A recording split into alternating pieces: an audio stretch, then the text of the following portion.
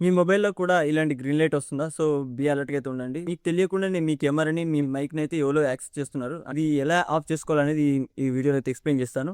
మీ మొబైల్‌లో సో, ముందుగా అయితే మీరైతే సెట్టింగ్స్ అయితే ఓపెన్ చేసుకోండి. కొద్దిగా స్క్రోల్ చేసుకుంటే మీకు ఇక్కడ బ్యాటరీ అని చూపిస్తుంది. బ్యాటరీ పైన క్లిక్ చేయండి.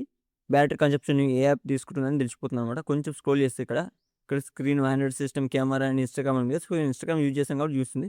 సో, ఇలా ఇది కాకుండా ఇంకా ఏదైనా మీకు తెలియని అన్‌నోన్ యాప్స్ ఉంటే మాత్రం మీరేం చేస్తారంటే లైక్ ఇన్‌స్టాగ్రామ్ అనుకుందాం. దీని మీద క్లిక్ చేసుకోండి. క్లిక్ చేసుకోగానే మీకు అన్‌నోన్ యాప్స్ ఉంటే మాత్రం అన్‌ఇన్‌స్టాల్ అయితే చేసేసుకోండి. సెకండ్ స్టెప్ ఏంటంటే ఇక్కడ సెర్చ్ ఆప్షన్ ఉంది కదా సెట్టింగ్‌లో. ఇక్కడ సెర్చ్‌లో ఏం చేస్తారంటే డేటా అని సెర్చ్ చేయండి. డేటా అని సెర్చ్ చేయగానే మీకు డేటా యూసేజ్ అని కనిపిస్తుంది. సో, దాని మీద క్లిక్ చేయండి. క్లిక్ చేస్తే మీకు డైలీ డేటా ఏ యాప్స్ అయితే యూజ్ చేస్తుందని ఇక్కడైతే చూపిస్తుంది.